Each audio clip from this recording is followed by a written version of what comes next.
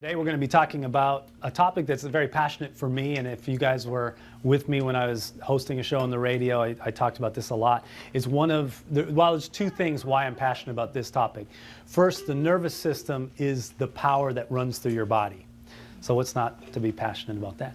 That's the brain, the spinal cord, the spinal nerves, everything that is you, every reaction, every action is there because of your nervous system. So that's obviously, as a chiropractor, that's pretty important stuff. But the second thing is the function of the brain, because the brain is a pretty amazing thing. Everything that you are, every thought that you have is a function of your brain. But what scares me, and it's probably the most scary disease on the planet, for me anyway, it's not H1N1 or any of these SARS or the government hyped things. Those don't bother me. Cardiovascular disease does not bother me. Diabetes doesn't bother me. Cancer doesn't bother me. What bothers me is what we call neurodegenerative diseases, or sometimes better called Alzheimer's, because these diseases are getting higher and higher and higher. And it's literally where your body is capable, but your mind is gone. And if you calculate, the future with this, so as more people, more adults get Alzheimer's into their 60s and they're put into a home, and the cost of that home and the cost of the price of all that on the culture, that's enough to wipe the United States out many times over. If you go 20 years into the future, if we stay on this path. What about 50 years into the future? Right now, they estimate the cost of taking care of someone like that is $180,000 per year. So you go right now, they estimate 12% of seniors are in that ballpark. So 12% have Alzheimer's or neurodegenerative disease. 12%. But that was up from almost 3% back in the 60s, and has slowly but surely steadily gained from there. So if we're at 12% now, they estimate that we'll be at 20% by 2040, and then as high as 50%. So 50% of all seniors are in a home having to be taken care of. You can, yeah, that's all right. So obviously the cost of this and the sheer bombardment on the system is just beyond words. And so when I look at it and I say the reason that I'm not so concerned with things like cardiovascular disease, diabetes, heart disease, is because for the most part those things are preventable. But guess what? Alzheimer's is preventable too. Neurodegenerative disorders, although they have kept coming back and saying, well, there's a hereditary part of this, that if your grandmother had Alzheimer's, if your father had Alzheimer's, you're more likely to have Alzheimer's. But they've never found any genetic links. So what is the genetic link? Well, if you live just like your father and like your grandfather and all that stuff, you're more likely to get these diseases. Same with heart disease.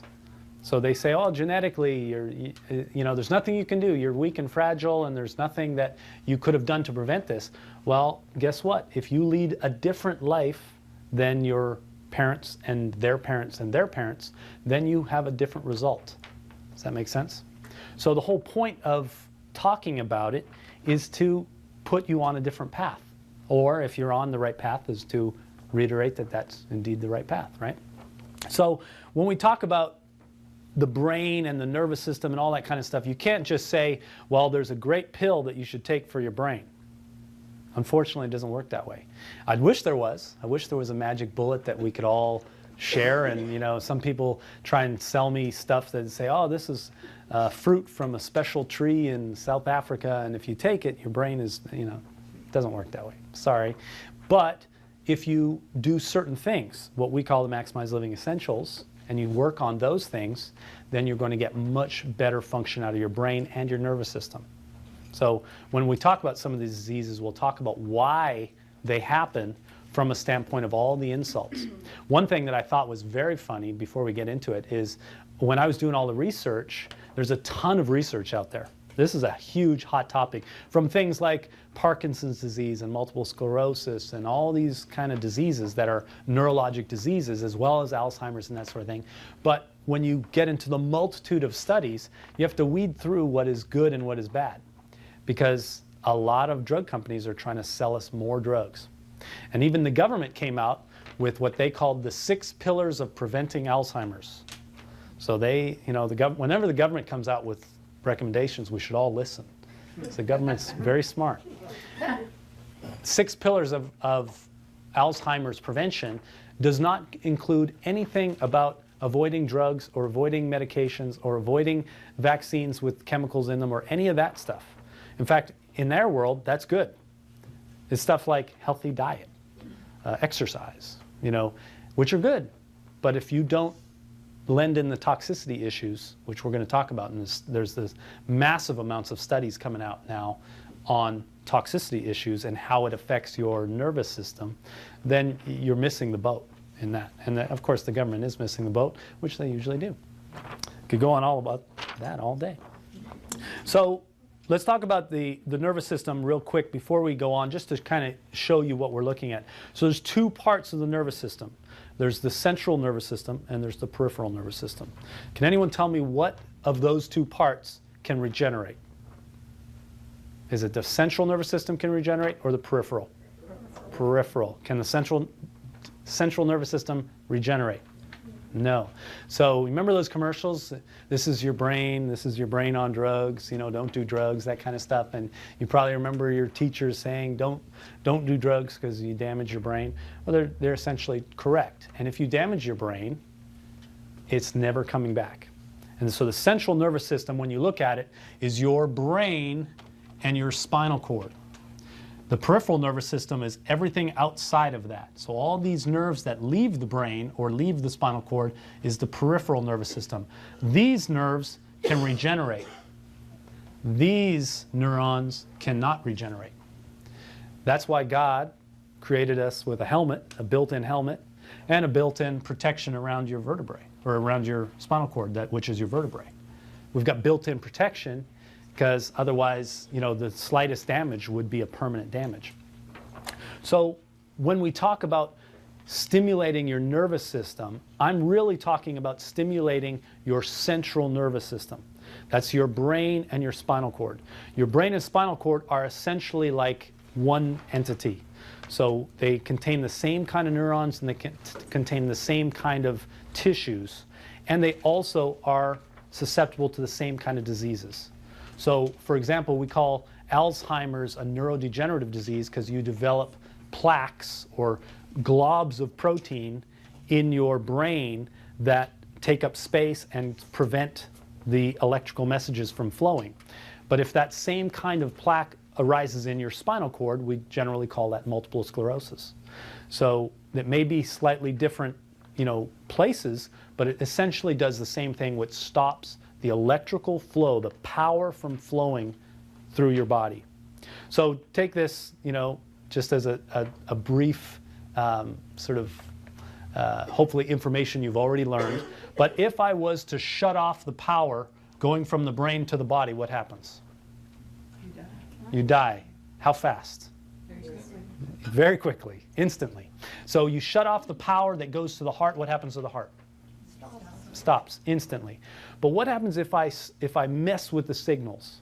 So here's the thing that really, and this is why I'm passionate about this topic, because we talk about medical science. We hear it about on the news all the time. When I was going through all this research, it's always about medical science. But here's the thing. Medical science has no idea how the brain works. Not even the slightest clue. So we know that electrical messages are passed from our cells to the brain, but we have no idea how the brain interprets them. All we know is that we see electrical depolarization of the nerve and it gets to the brain. The way I would describe that is if you were sitting in a room and someone was on the other side of the room and they're tapping on the wall, we can hear the tapping, but what does the tapping mean? We know it's going on, but unless we know Morse code, we don't know how the brain perceives that. And all the studies, all the science, all the stuff that's gone into it still has no idea how to read the Morse code. We just know that there's electrical messages going to the brain. Can anyone tell me approximately how many electrical messages reach the brain every second? 10 million a second. So from all these nerves, 10 million electrical messages per second are reaching the brain. How many of those are conscious? Meaning you're conscious of them. Less than 5%. Less than 5%. So we're going to talk about proprioception.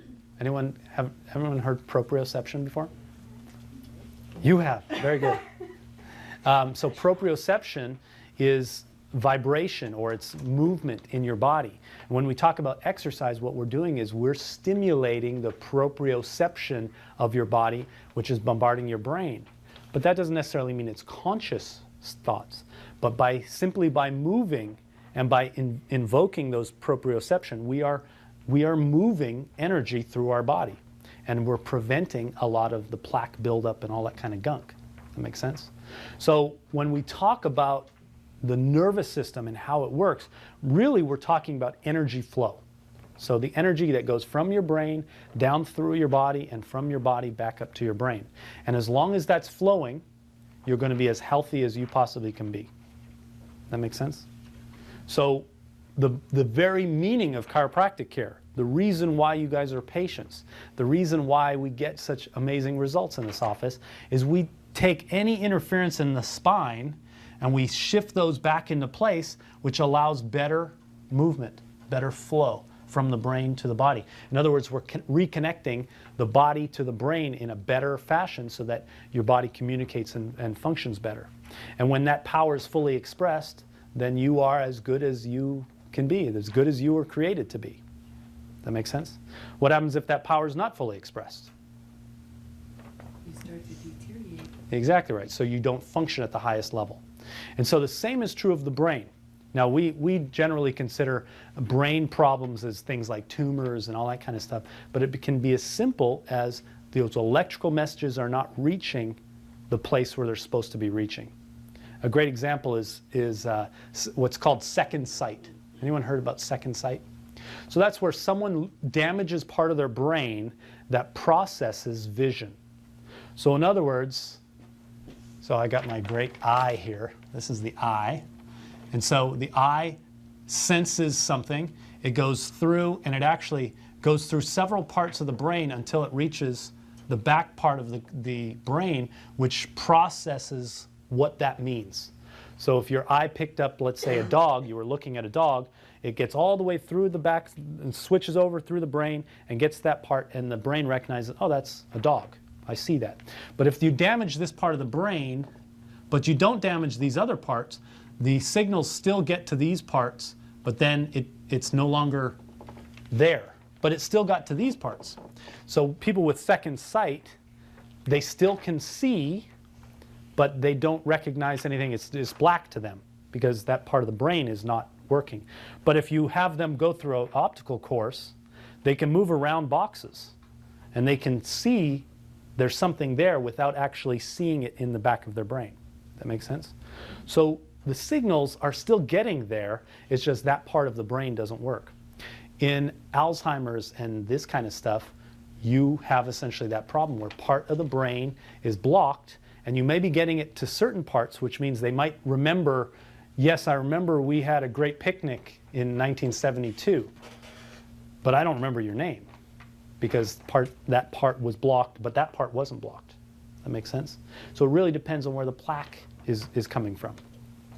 So the question is, how can we avoid these plaques? How can we avoid these insults to our brain that cause interference? How can we avoid them in the spine? Of course, the easiest one is the mechanical. If your spine is all out of whack, that puts pressure on your spinal cord. That's what chiropractic's for. That's the easy one. But what happens with other types of blockages? And so we really talk about the maximize living essentials. This is, if you work on these 5 things, then you are going to maximize your chances of having a healthy nervous system. And we're going to talk about some of the nutritional things and some of the specifics, but those maximize essentials, as you see, is under B, is maximize your nutrition. And what does that really mean? Can anyone tell me? What's maximize your nutrition? In one sentence or one word. Eat healthy food. Eat healthy food, but food made by God is what God made foods. So foods that came from the ground, natural foods, foods that were created for us, not unnatural man-made foods. That's kind of what the answer I was looking for. So does that mean meat? Does that mean plants? Yeah, of course. All those things are good. There's a multiple things you can eat that are good. But if you simply put it as that, did God make it? Is this natural? Yes, it's undoubtedly pretty good for your body. Did man make it? Did man process it? Did man change it? Did man sculpt it? Did man genetically modify it? Probably not as good for your body. The more you get out here, the worse it is. The more you get out here, the better it is. Simple put. Now, obviously, there's specifics, and we'll go over some of those. But that's a general rule. Try and be as natural, eat things in their rawest form as possible. Maximize your nervous system, that's what we're talking about today. Maximize your exercise. So exercise is an interesting one because there's really two facets to exercise. There's the aerobic facet and there's the muscle facet. And you've got to do both. So I teach burst training a lot, and we have classes on that and so forth, because that gets both at the same time. But that doesn't necessarily mean you have to do both at the same time. You can exercise aerobically, which means get that heart rate up, go for a good 20 to 30 minutes, keep that heart rate going, get that blood flow going through your body. And what you find there is that it's beneficial on many, many levels. So it's not just that it helps your metabolism, it slims your waist, it's all that stuff. It helps on many of these other levels. So first of all, you're sweating out what? Toxins. So you're getting rid of chemicals that potentially damage your nervous system. Second thing is you are stimulating those proprioceptive nerves, which go up to the brain. Stimulating the proprioception decreases your pain reception. So pain and proprioception are equal opposites. So movement and pain are opposites. If you're not moving and the nociception, or the pain, that's nociception is pain, goes up, that bombards your brain with pain receptors. And then your brain responds by increasing the cortisol and the stress response. Pain is stressful. So the more pain you have, and it doesn't necessarily mean pain, it's discomfort. And how much is conscious? Anyone? 5%. 5%. So of all the pain sensors going to your brain, remember only 5% are conscious. So your body can be bombarded with pain, but you don't necessarily feel it consciously or understand it consciously. But if it is, you're increasing your cortisol, that's putting stress on your system, that's causing other parts to be damaged, all those kind of things. But you increase proprioception, automatically you decrease the perception of nociception, and you do the opposite, which is you decrease the stress on your system, you decrease the cortisol, you decrease the perception of stress. And I do a whole lecture on this coming up in November, so on stress and how the stress affects your system. So, you know, there's a whole lot of information there. But suffice to say, you're aiding your body in many different ways. And that's not even to touch on the mental side, which is as you're exercising, you're feeling better about yourself. And as you're getting in better shape and you're looking better, you're feeling better about yourself. Positive thoughts decrease your pain reception and decrease your nociception, which also helps the whole system. So exercise, obviously very important. You have to work muscles. So muscles and doing exercise, of course, works some muscles, but you have to do some weights and do some things that stimulate your muscles. Why do you think that's true? Any idea? You don't use them, they atrophy. Exactly right. So that's one thing, that you have to keep those muscles strong.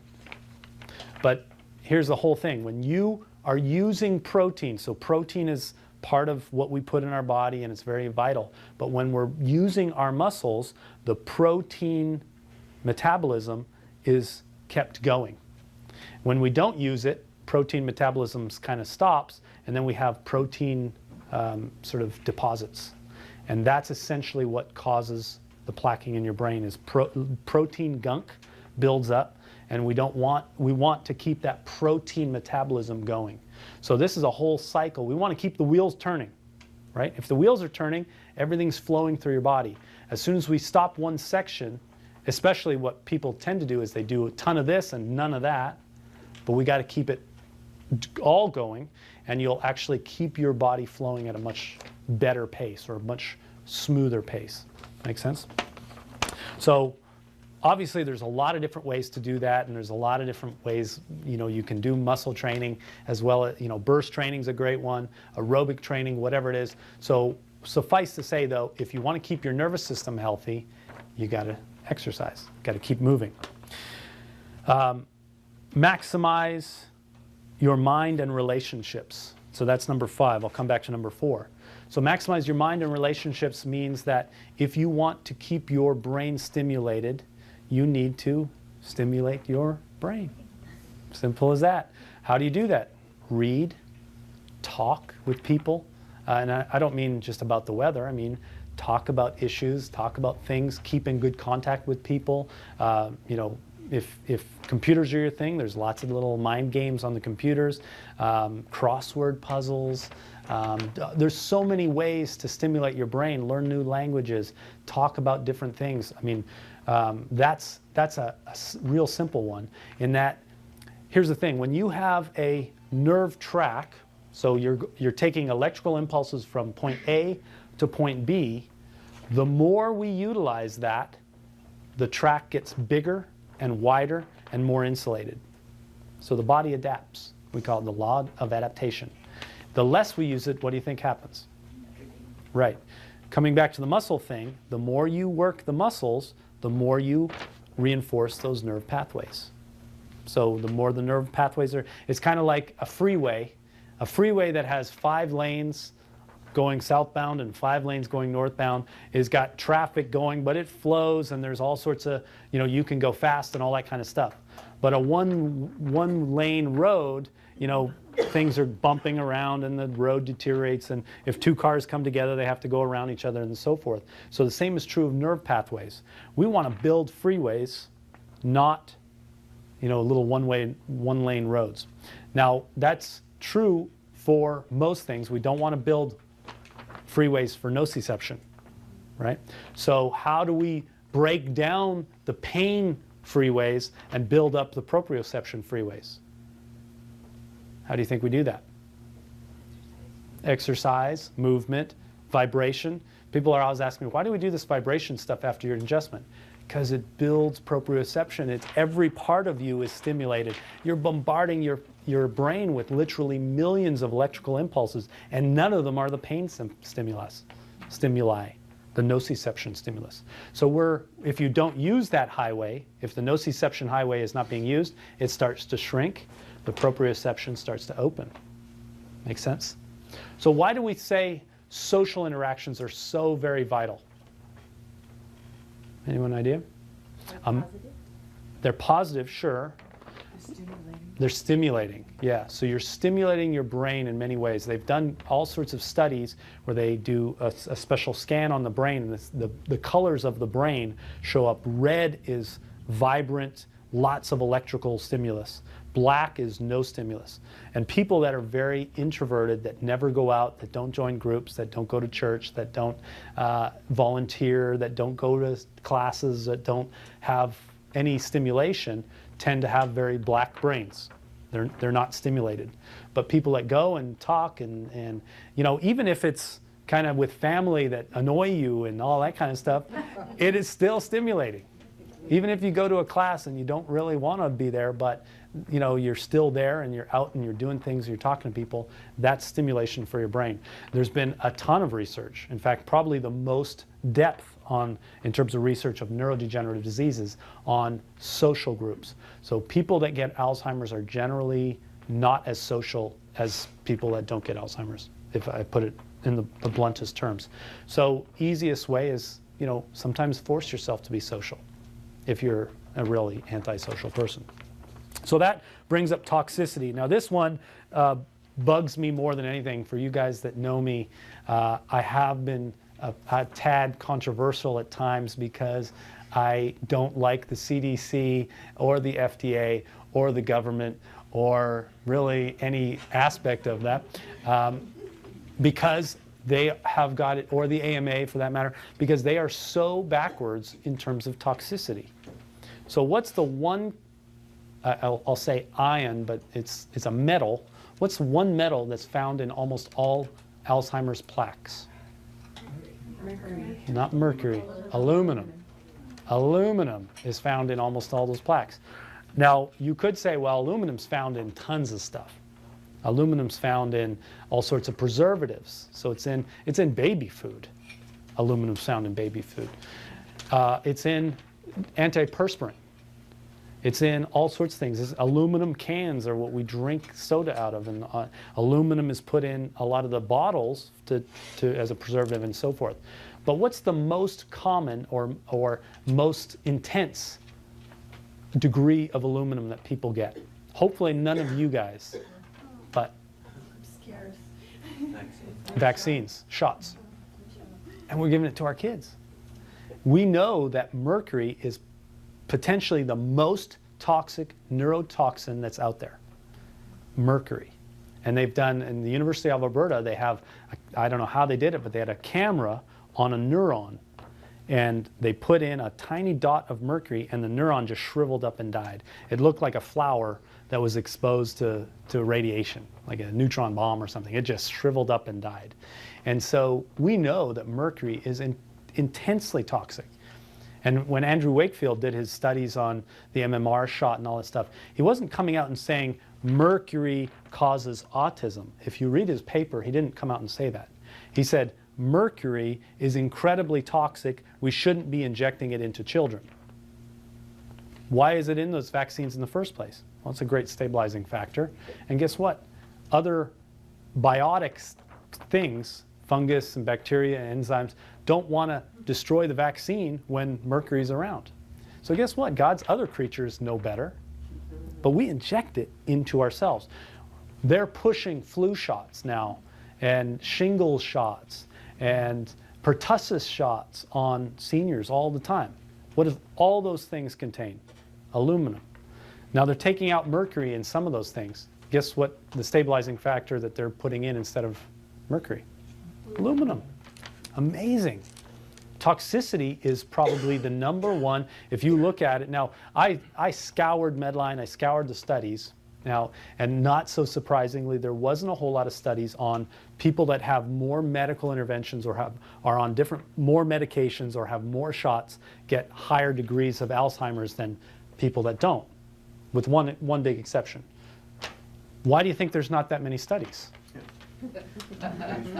The government. No, so yeah, of course, who pays for those studies? Yeah, there's not going to be that many studies. One study, though, that came out was if you've had a flu shot every year for 5 years, your chances of Alzheimer's goes up by 10 times. Now, why do you think that is? Probably the aluminum. Or it could be the multitude of other chemicals in there. There's formaldehyde, ethylene glycol, and all sorts of stuff in those shots. So suffice to say, Do those ever dissipate from your body? well, you can do a cleanse. We'll talk about a cleanse. So yeah, you can if you change your pattern. The one great thing about this body that God created for us is that it can regenerate for the most part. There's only 2 parts that can't regenerate, brain and spinal cord. But all the rest of it can regenerate. We can pull those metals out. We can allow it to function at a much higher level. So the average senior in this country, how many drugs are they taking, medications? 10. 10. Who said 10? Very good. So 10 different medications average. So that means that half are taking more. What are you calling a senior? Over 65 is generally what they consider there. So over 65, 10 different medications, and I can tell you that right now there's a big push to try and get kids is the next big frontier that they're looking at on more medications. They want to give cholesterol medications to kids, Prozac to kids. If you ever walk down the aisles in the grocery stores or in the drug stores, there's whole aisles now of kids medications, kids Tylenols and kids this and kids that and kids that. If you look through it, 90% contain aluminum. So I'm not saying outright that aluminum causes Alzheimer's, because I don't know. But I do know that aluminum is always found in the plaques of Alzheimer's people, and we know that aluminum is a neurotoxin. We know that mercury is a neurotoxin. So it only is a good idea if you decrease your toxic load and do a cleanse once in a while, generally once a year, a cellular cleanse. So what a cellular cleanse does, and there's many different types of cleanse. For a lot of people that have been, like for those people, there might be some in here that have taken flu shots every year because they believe that that was the thing to do. You can do a metal cleanse.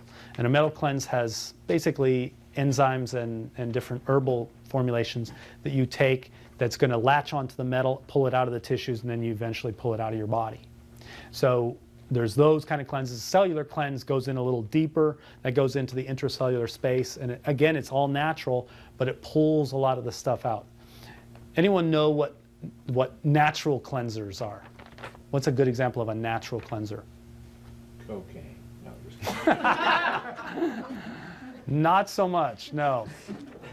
Spirulina or cilantro, I mean herbal, there are herbal Yep. cleansers. So some of those are okay. Lemon is a phenomenal cleanser. Yeah. So even green leafy vegetables are phenomenal cleansers, what they have in them. So eating a good array of different colored vegetables has a cleansing effect on your body. In fact, there's a great cleanse, which is incredibly difficult, but it's called the juicing cleanse, and that's where you juice vegetables and fruits every day, and that's all you consume for 30 days. Like I said, it's hard, and it takes a lot of work and all that kind of stuff, but it's a great cleanse.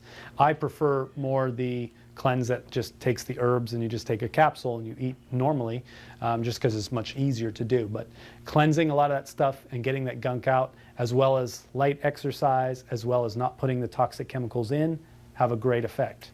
So here's the funny thing though. We talk about those maximized living 5 essentials.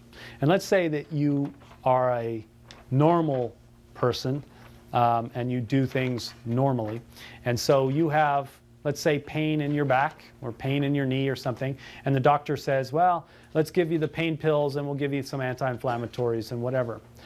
What do you think those pain pills and anti-inflammatories work on? Why do they work? The brain. What do they block specifically? The neurons, right? So you're blocking the neurons and you're blocking the electrical flow. Now, if you agree with me that that electrical flow is the power that runs through your body, do you think that's a healthy thing or an unhealthy thing? So it's an unhealthy thing.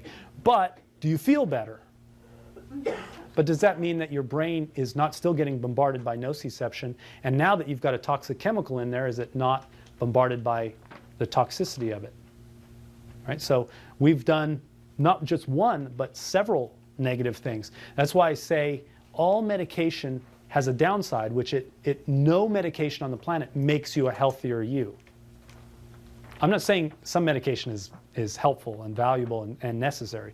I'm not saying that at all. But I'm saying that when you take that knowing that you are not making yourself healthier.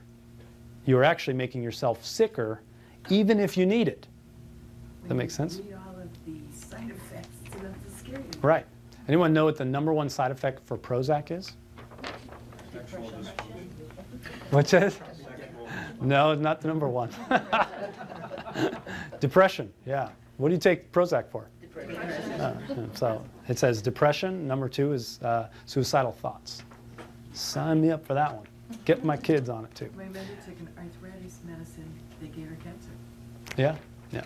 So all these things are valuable in some instances. I'm not saying that they're not, but I'm saying that you go in with more knowledge than your doctor. Your doctor, for the most part, I mean, there are good doctors, don't get me wrong, but your doctor, for the most part, is led to believe that just about everything is super safe. You see pediatricians on the TV all the time saying, those vaccines are super safe. I've injected hundreds and hundreds of babies, and they're all alive. This whole thing about vaccines is not true. But can that doctor definitively say that that will not cause autism, or definitively say that won't cause Alzheimer's 60 years down the road? Could you be starting plaquing from a very early age? Yeah, there's no way to say that for certain. I can't say that it isn't. I certainly can't say that it is. And so he can't either, right? Did you ever, excuse me for interrupting, did you ever in your life hear the story about parents maybe 30 years ago who refused to vaccinate their kids, and their kids weren't allowed to go to school? Oh yeah. Yeah, so the premise that has gone down over years and years and years is that you have to have the vaccines to go to school. But the reality is that was never really what the law stated. That was just what the politicians pushed it as. The law stated that you want to know what every student, their situation.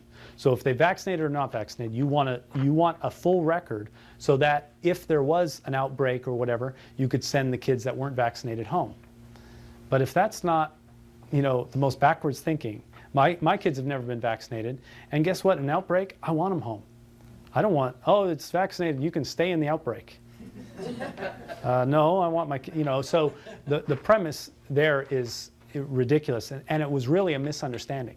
So they've pushed that law, pushed it. In fact, there's the AB 2106, which is probably going to be going through.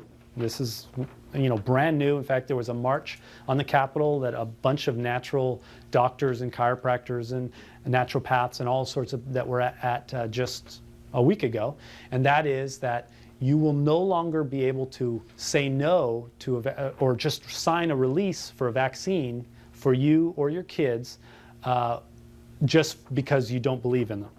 You either have to have a medical excuse or it's a religious excuse. So in California, we were one of 12 states that said there was a third level of excuse, which is you didn't believe in it. You can just say, I don't believe in it, here you go. Well, they're outlawing that I don't believe in it, and heavily pressured by the AMA and so forth. And they said, but you can go to your doctor, and after your doctor tries to convince you that the shots are safe and effective, then if he signs the form, then they'll accept the form.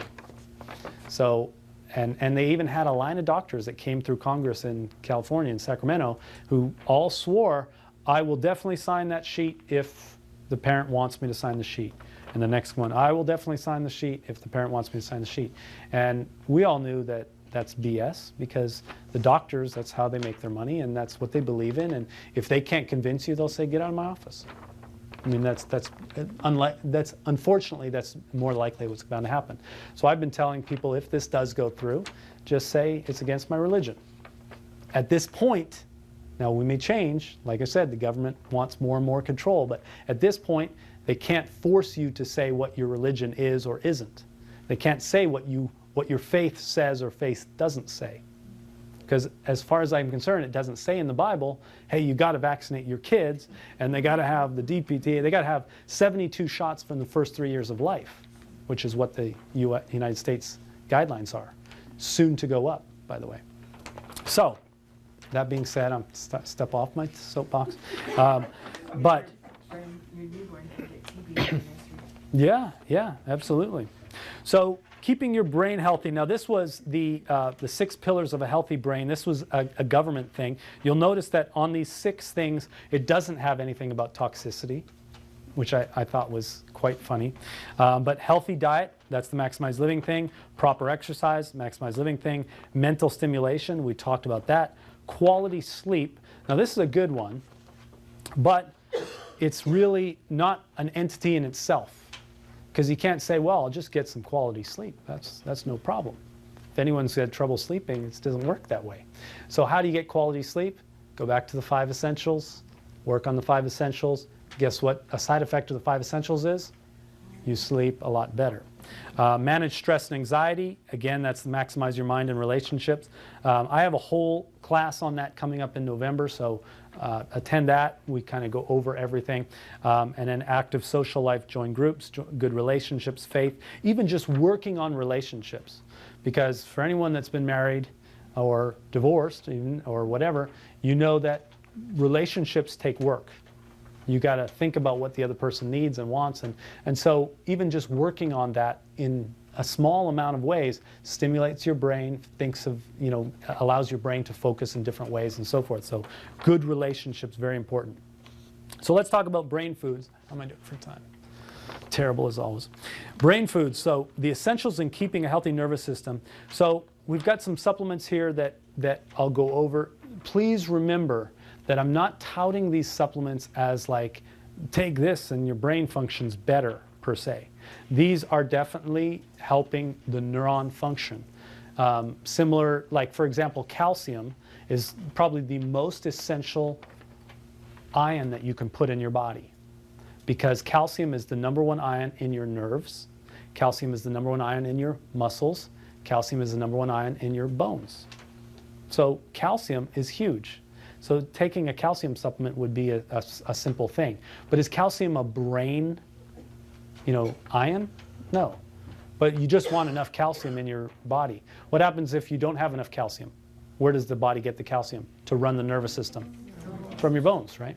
So one of the things that they say, well, we got to give you some Fosamax and we got to give you some drugs to keep your bones healthy, instead of saying, my God, your nervous system is robbing calcium from your bones.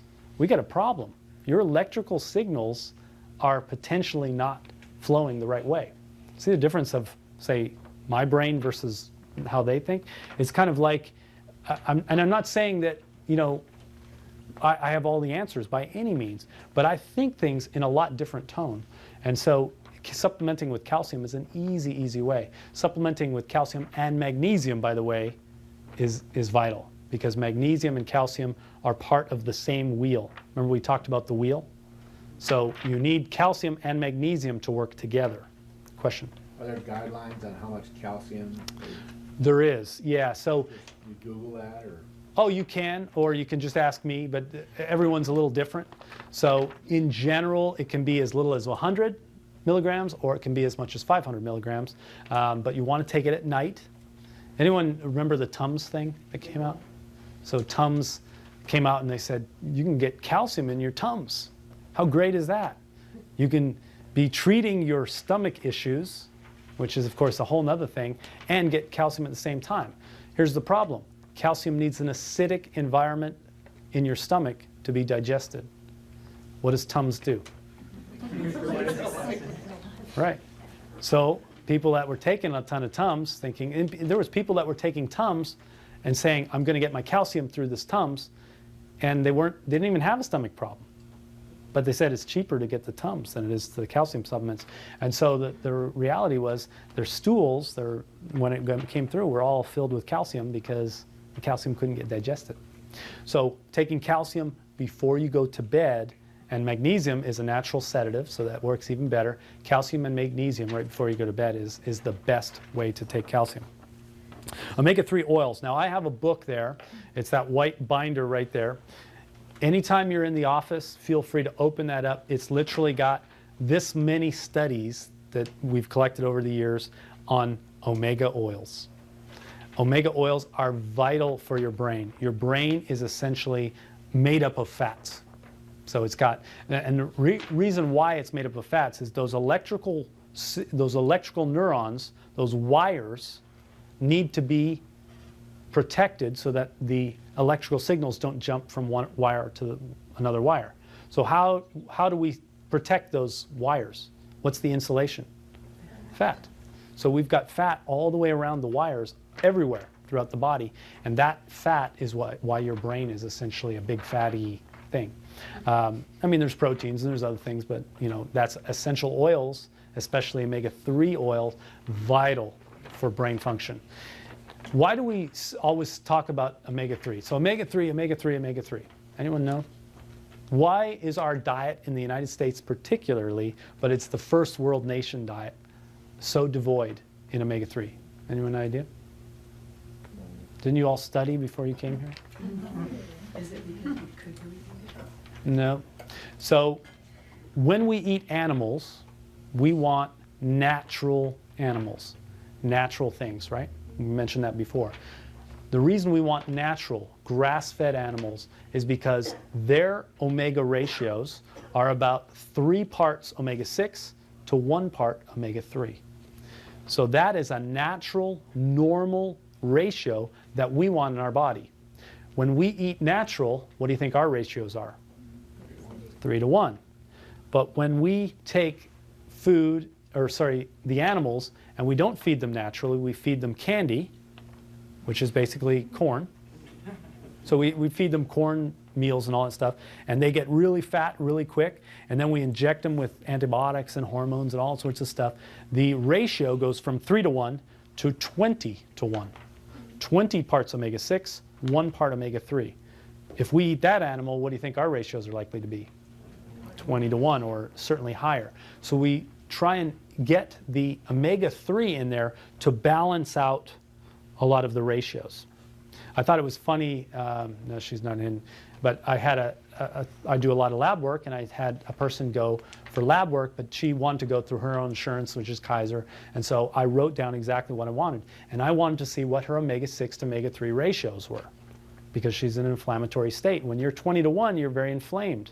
How do you think those cows survive when they're at 20 to 1, when they're eating candy every day? Not long.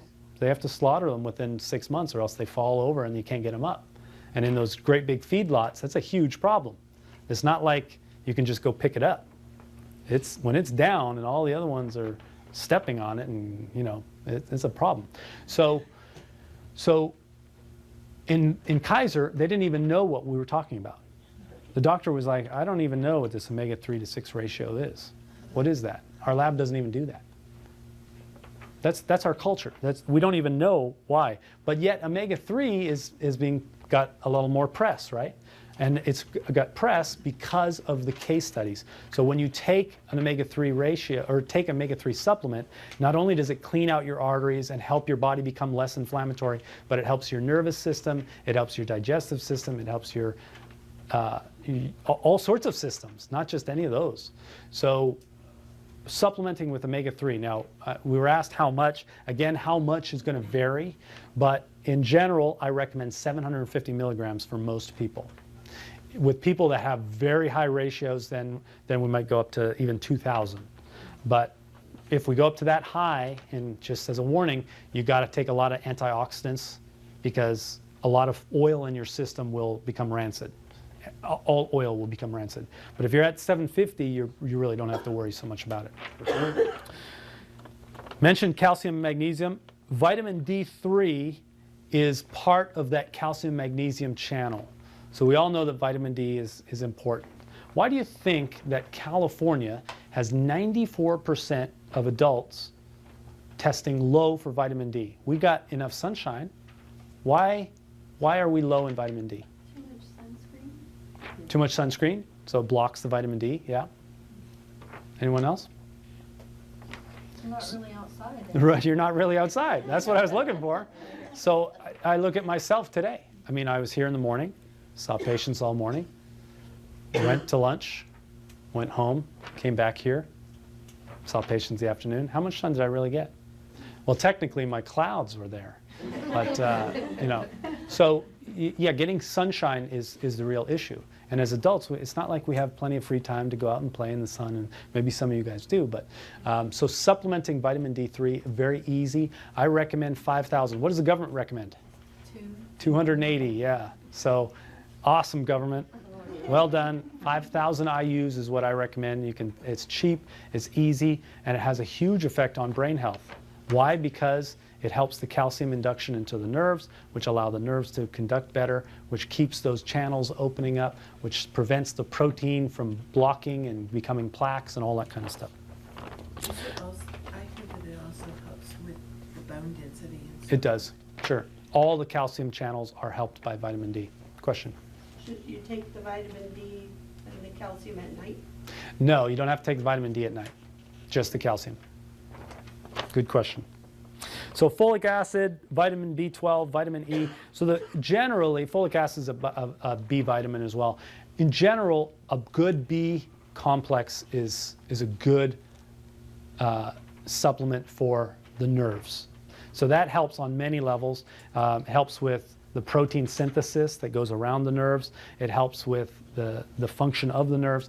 A question was asked to me because someone was bringing up a study that was, I didn't see it, but it was apparently done on consumer distributing, and it said, a lot of these studies came out in the 80s, that said you don't need multivitamins. Doctors were saying multivitamins is the biggest waste of money ever. Just eat a good diet and you get all the vitamins you need.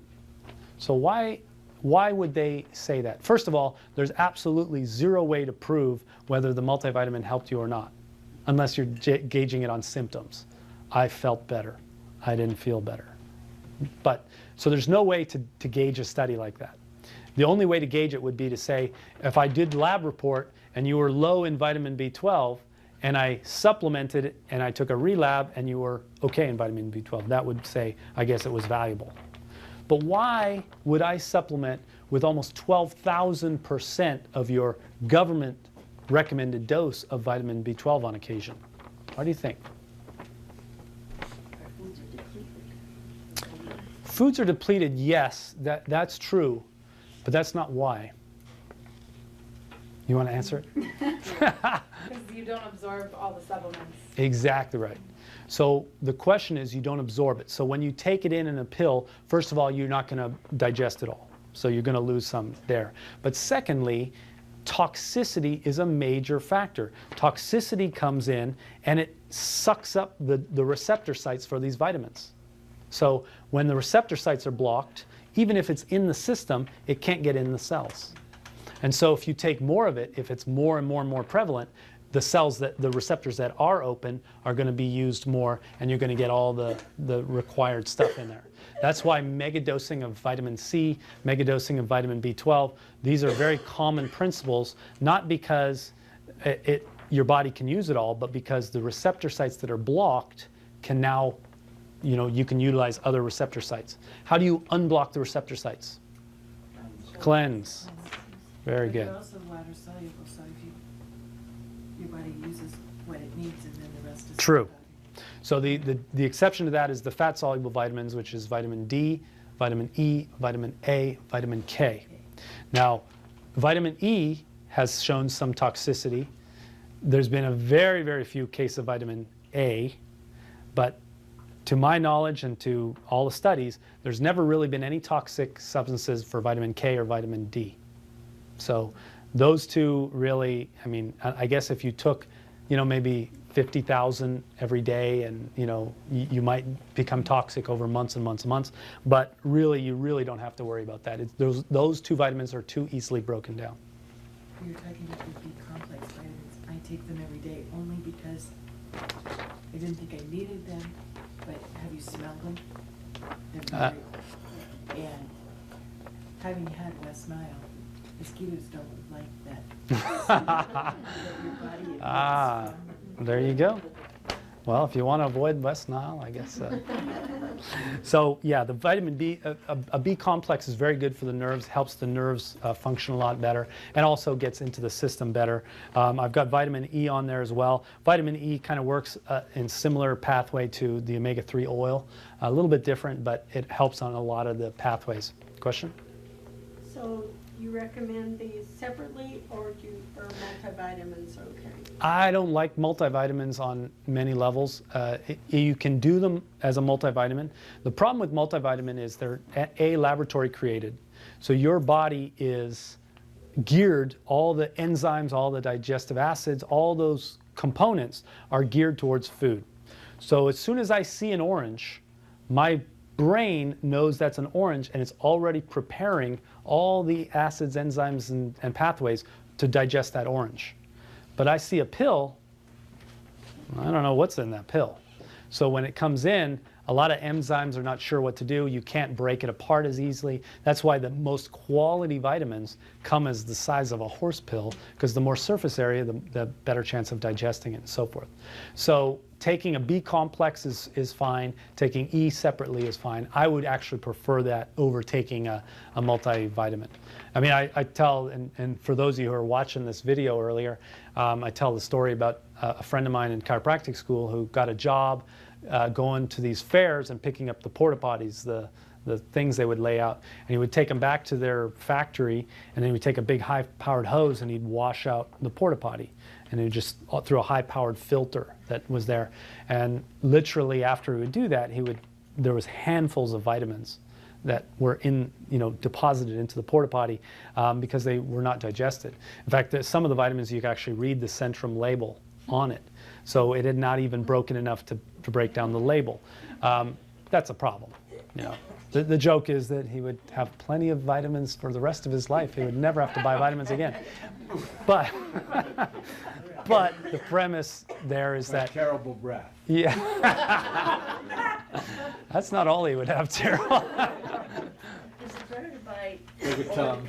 over-the-counter, over-the-counter vitamins, D, vitamin D, whatever it's called, or to go to a health food store, or mail through a health food? Good question. There's quality vitamins wherever you go. There's good companies, there's not good companies. I did a class on that and showed you what to look for in terms of natural or taken from whole foods varieties versus not. So that's a sort of an open-ended question. Health food stores have good varieties and bad varieties. Generally, the cheaper it is, the worse quality it is, the more laboratory produced it is. So let's talk about brain food. So eat plenty of fruits and vegetables, as many colors as possible. Berries are very, very good for the nervous system, especially blueberries. Who's ever heard of that? Antioxidants, blueberries, very, very high antioxidants. The acai berry is as well. You pronounce it acai or acai or? Acai. Acai. I knew it was something like that. Yeah, tomatoes also very, very good. Part of it is that it prevents any damage to your nervous system. So when you have these what we call phytonutrients, these sort of protectors that go through, the stuff that would normally harm your immune or your nerve system or your nerves actually gets bound or gets sucked up by these things. So if you're eating a lot of processed foods, you're not getting the phytonutrients. So for example, Wonder Bread has been fortified with 12 vitamins and minerals. It's good for your kids or whatever it is. But those are taken from a laboratory. They're not the phytonutrients that you would get in real fruits and vegetables.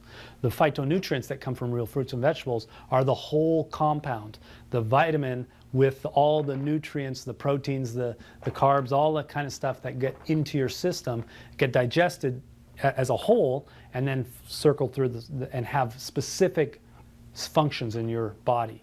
So all these foods are part of that. Cocoa, nice. Fish, cold water, fresh fish. Now, partly because the fish contains what?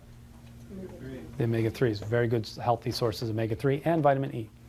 So additional factors, activities that damage brain cells. We talked about this already, but drugs, smoking, alcohol, and it's not in small doses. It's in large doses. It's the binges that really damage the brain. So don't shy away from a glass of wine, but if you're going to the keg party and partying with the frat boys, that's where you damage more brain cells. Avoid head trauma. Now this has been heavily researched. In fact, as a ex-professional soccer player, I hear all the soccer things that you can't head the ball and don't teach your kids how to head the ball. The reality is that your forehead is thick. This is the thickest part of your brain, almost like God intended for you to be heading the soccer ball into the goal with this part of your brain. See, God loves soccer. You guys didn't know that. So if you head with the top of your head, however, that's the softest part of your skull, and that does the most damage to your brain. So teaching kids the proper ways to head the ball. If they're playing football, teaching kids the proper ways to not lead with their head. And I've always said, if you want to reduce brain injury in football, what should you do? Not play. Playing football. Well, stop playing football. Give them a leather helmet. If you take away this hard helmet that they can really hurt people with, and you say, not only can't you hurt someone with this, but you're going to get hurt if you lead with your head, guess what? They'll be just like rugby. They won't lead with their head anymore. You won't get guys launching themselves like missiles or putting their head down and trying to, because inherently we know that if this is not protected, we're not going to do it. So obviously that makes me a weirdo, and that's okay. I enjoy that role. But so proper landing techniques, proper hitting techniques, all those things, because, and especially for you guys with kids or you guys that are going to have kids, damage to your brain is a no-go. They ain't coming back from serious brain damage. So this is an important thing, especially if they're riding their bikes around or they're doing different things. Make them wear a helmet. It's more important than because yes, Alzheimer's is a crappy disease, but you don't know how bad it is until you have to start taking care of a loved one that can't even remember your name or all that kind of stuff. That trauma at a young age can lead to that And not just, obviously the head trauma and stuff like that, but, chemical traumas and all that, any trauma to your brain. Do a cleanse, so you cellular cleanse. Now, I used to have an in with the company and I could get a cheaper price. I don't, but cellular cleanse can be taken online. There's other body cleanses that you can do as well that will pull out, metal cleanses. If you have questions about this, or if you want to do this, or if you've been on a lot of medications and you're concerned about it, please ask me or Dr. Trish. We can help you with that stuff. We don't carry stuff here in the office per se, but we can certainly lead you in the right direction and get you the cleanses you need. Neurodegeneration is not genetic, so that's a big thing that I try and tell people, that Harvard does studies and they show that less than 3% of all disease is genetic. Less than 3%. That's a Harvard study. So this sort of AMA-led charge to make us all think that genetically we're weak, that God did a terrible job, that we are, not able to fight off the flu. I mean, this is the flu we're talking about. They call it influenza, but it's, these kind of things.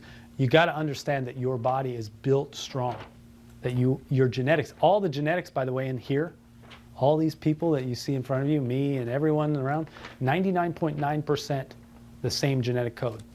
In fact, it's 99.4% to monkeys. So we have the same genetic code here. We just express it differently. So it's not a genetic issue. It's you're expressing part of you poorly, most likely because of environmental factors, which you create. So yes, it's true, the epigene thing. Has anyone heard about the epigenes?